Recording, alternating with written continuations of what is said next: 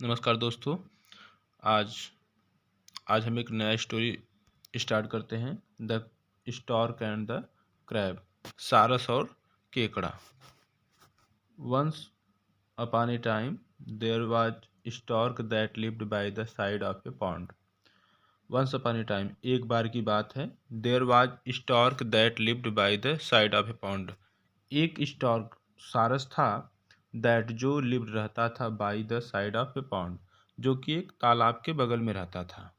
The pond had plenty of fishes, उस तालाब में बहुत, प्लेंटी ऑफ मतलब बहुत सारी मछलियाँ थी।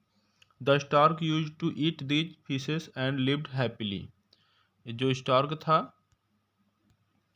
स्टॉर्क यूज टू ईट खाया करता था, दीज फिशेस इन मछलियों को, एंड लिव्ड हैप्पीली और खुशी से रहता था। वह सारस उन मछलियों को खाकर खुशी से रहता था। But as years passed by the he becomes old and could no longer catch fish. But लेकिन एज ईयर पास्ड, जैसे जैसे वर्ष बीतता गया, he becomes old and could no longer catch fish, he become old, सारस जो है बूढ़ा हो गया, and could no longer catch fish और मछलियों को पकड़ने में असमर्थ होता गया। He thought of a plan, he thought, ये भी पास्ट इंडिफिनिट है, पास्ट इंडिफिनिट में वर्ब का सेकेंड फॉर्म। उसने सोचा, ऑफ ए प्लान, वह एक योजना सोचा। One day he stood by the pond looking very sad, एक दिन की बात है। वन डे, एक दिन, ही स्टूड, वह खड़ा था, बाय द पॉन्ड, तालाब के बगल में, लुकिंग वेरी सैड, बहुत उदास, एक दिन वह बहुत ही उदास रूप से तालाब के पास में खड़ा था। He did not even try to catch any fish, और ही डिड नॉट इवन, वह नहीं किया, वह प्रयास नहीं किया, टू कैच एनी फिश, वह किसी भी मछली को पकड़ने का प्रयास नहीं किया। He just stood there looking very sad and even shed a few tears. He just stood, वह खड़ा रहा, देयर, वहाँ पर, लुकिंग वेरी सैड, वह वहाँ पर एकदम उदास रूप से खड़ा रहा, and even shed a few tears, और उसके साथ साथ shed a few tears, shed means गिराया, ए फ्यू टीयर्स मतलब आंसू, उसने कुछ आंसू भी गिराया। The fish and crabs living in the pond became very curious. The fish and crabs living in the pond, तालाब में रहने वाले जो मछलियाँ और केकड़े थे, बिकम वेरी क्यूरियस, बिकेम हो गए, क्यूरियस, पास्ट इंडिफिनिट का, पास्ट इंडिफिनिट है जो वर्ब का सेकेंड फॉर्म लगा हुआ है। वेरी क्यूरियस, क्यूरियस मतलब उत्सुक, वे मछलियाँ और जो केकड़े, वो लोग बड़े ही उत्सुक हुए। One crab, the bravest of all, went to the stork and asked.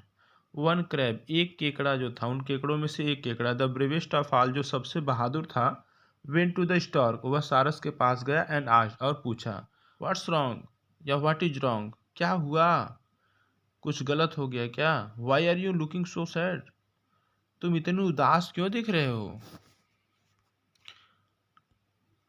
एक कौन पूछ रहा है, केकड़ा पूछ रहा है। अब जो है सारस उत्तर दे रहा है, this pond is going to dry up soon, and then you are all going to die, you know. तो सारस कह रहा है, this pond is going to dry, यह जो तालाब है, इज गोइंग टू ड्राई मतलब सूखने वाला है, सून जल्द ही, एंड और, देन तब, you are all going to die, और तुम लोग सब मर जाने वाले हो, मतलब यह तालाब बहुत जल्दी सूखने वाला है और तुम सभी मर जाओगे, यू नो, तुम लोग जानते हो। Hearing this the fish and crab became very scared and bagged the stork. Hearing this, यह सुनकर, द फिश मछली और केकड़ा, became very scared, scared means होता है भयभीत होना, बहुत भयभीत हो गए, एंड बेग्ड द स्टॉर्क, और स्टॉर्क सारस से प्रार्थना करने लगे। बेग मीन्स प्रार्थना करना। यू आर ओल्डेस्ट, आप सबसे वृद्ध हैं अर्थात सबसे अनुभवी हैं, एंड दस, और इस प्रकार से, द वाइजेस्ट, और इस तरह से सबसे बुद्धिमान भी हैं। Please think of solution for all of us, please कृपया, थिंक ऑफ सोल्यूशन, किसी हमारे लिए कोई उपाय निकालिए। प्लीज सेव आवर लाइफ्स, कृपया हमारा जीवन बचाइए। Stork pretended to think for a while and said, जो स्टार्क था सारस, प्रिटेंड मीन्स होता है बहाना करना, ये भी पास्ट इंडिफिनिट है, प्रिटेंडेड बहाना किया, to think for a while कुछ समय, कुछ क्षण सोचने का बहाना किया एंड सेड और कहा there is very deep, there मतलब वहाँ पर, वेरी डीप बहुत ही गहरा, डीप मीन्स गहरा, पॉन्ड तालाब है, ए फ्यू माइल्स अवे कुछ दूर पर वहाँ एक बहुत गहरा तालाब है, it never ड्राइज up even in hottest of summers. तो सारस क्या कर रहा है, सारस कर रहा है कि इट नेवर ड्राइज, जो जिस तालाब के बारे में बात कर रहा है कि वह बहुत गहरा तालाब है, यह कभी सूखता नहीं है, इवन इन द हॉटेस्ट, और यहाँ तक कि बहुत ज़्यादा गर्मी भी पड़ेगी, हॉटेस्ट ऑफ समर मतलब बहुत ज़्यादा गर्मी रहेगा तब भी वह सूखेगा नहीं। All of you can go there and live happily if you want. सारस करे ऑल ऑफ यू, आप सभी, कैन गो देयर वहाँ जा सकते हो, एंड और लिव हैप्पीली और खुशी खुशी रह सकते हो, इफ़ यू वांट यदि आप लोग चाहो तो वहाँ जा कर के खुशी खुशी रह सकते हो।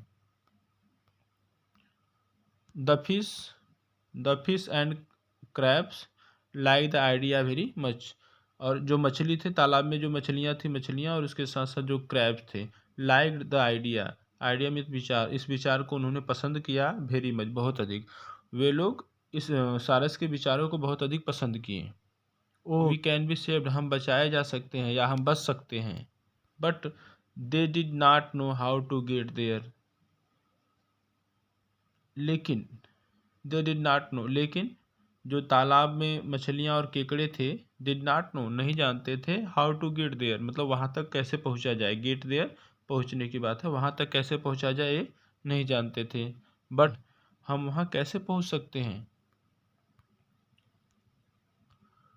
Even though it will be very difficult for me I can take you there one by one.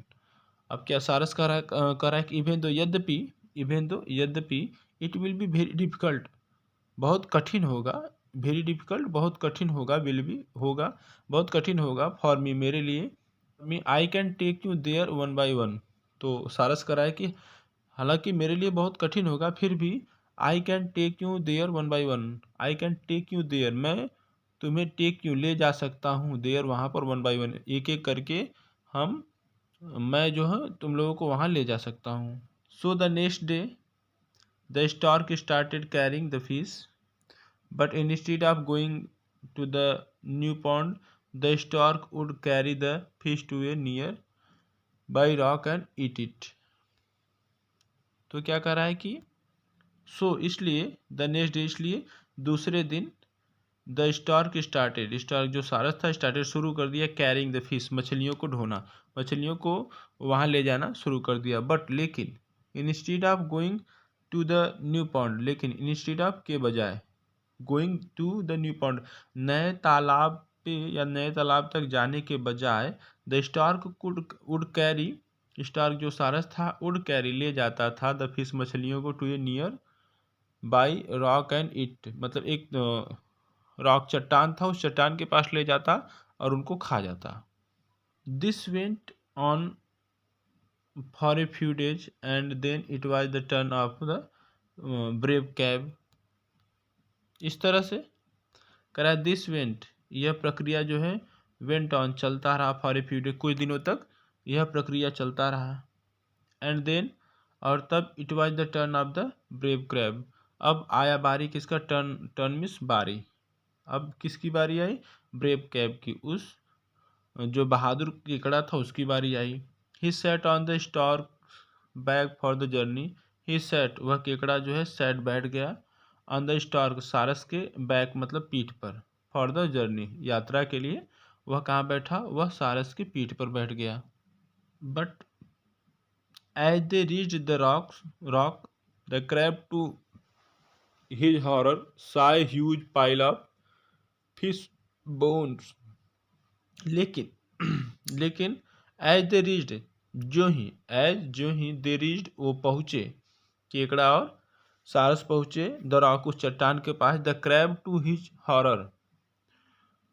His horrors उस केकड़े को भय हुआ या डर हुआ, saw huge pile of fish bones उसने क्या देखा, पाइल मिस ढेर, ह्यूज मिस विशाल, एक विशाल ढेर देखा, फिश बोन्स मछलियों के हड्डियों अर्थात कांटों का उसने एक बहुत बड़ा ढेर देखा, उसको देख करके उसे क्या हॉरर उसे भय महसूस हुआ, डर महसूस हुआ। Oh, all of my friends have been killed. तो क्रैब्स क्या सोच रहा, ओह अरे, ऑल ऑफ माय फ्रेंड्स, मेरे सभी जो मित्र थे, हैव बीन किल्ड, वो तो सब मारे गए। He understood what had happened to his unfortunate friends. जो क्रैब था अंडरस्टूड, समझ गया, व्हाट हैड हैपेंड, क्या घटित हुआ, to his unfortunate friends. Unfortunate मतलब दुर्भाग्यशाली, फ्रेंड्स मतलब मित्र। मेरे दुर्भाग्यशाली, अभाग्यशाली जो मित्र थे उनके साथ क्या हुआ, उस कांटे या हड्डियों के ढेर को देख करके वह तुरंत समझ गया। He quickly dug his claws into the stork snake and squeezed it till the stork choked and fell on the ground.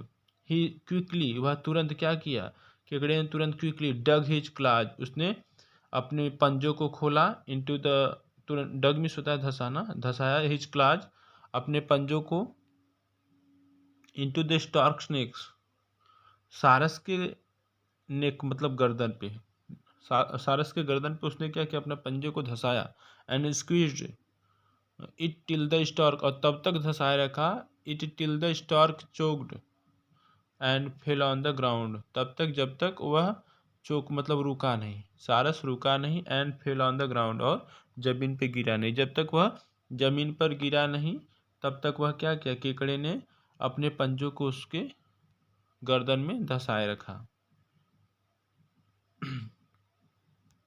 सारस क्या बोला, oh leave me, I can't breathe, I am dying. Oh अरे, leave मी, मुझे छोड़ दो, leave me छोड़ना, मुझे छोड़ दो, आई कांट ब्रीथ, मैं सांस नहीं ले पाता हूँ, या मैं सांस नहीं ले पाऊंगा, आई एम डाइंग, मैं मर रहा हूँ, मैं मर जाऊंगा, मुझे छोड़ दो। तो क्रैब क्या कर, you liar, you deserve it, वो कह रहा है कि यू लायर, तुम झूठे, यू डिजर्व इट, तुम इसी के लायक हो।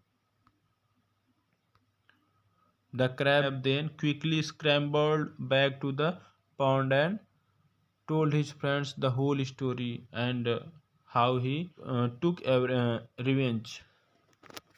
The crab then, जो केकड़ा था then, तब क्विकली जल्दी से, स्क्रैम्बल्ड बैक मतलब वो नीचे उतरा, और स्क्रैम्बल बैक बहुत जल्दी से वापस हुआ, टू द पॉन्ड, उस तालाब में वापस आ गया, एंड टोल्ड, और उसने बताया, हिज फ्रेंड्स अपने मित्रों को, द होल स्टोरी पूरी कहानी, and how he took revenge, और किस तरह से उसने बदला लिया, उसको भी बताया। ठीक है, इस तरह से केकड़ा नीचे उतरा और तुरंत तालाब की तरफ वापस आया, और अपने मित्र मछलियों से बताया कि वह क्या हुआ, क्या घटनाएं घटित हुई थी, और किस तरह से उसने बदला लिया। The brave crab became the hero of the pond, जो बहादुर केकड़ा था बिकम हो गया the hero of the pond, उस तालाब का हीरो बन गया। मछली क्या कर रही है, मछली कर रही है, यू सेव्ड अस, यू तुमने, सेव्ड अस हमें बचा लिया, यू आर आवर हीरो, तुम हमारे हीरो हो। ठीक है, तो इस स्टोरी का मॉरल क्या है, greed encourages you to harm others, greed मतलब लालच, इनकरेज मतलब साहस पहुंचाता है, यू तुम्हारी, टू हार्म अदर्स मतलब लालच जो है दूसरों को चोटिल करने का, नुकसान पहुंचाने को प्रोत्साहित करता है। ठीक है, तो मित्रों उम्मीद है यह वीडियो आपको पसंद आया होगा। यदि पसंद आया तो please like share and subscribe this video. Thanks for watching.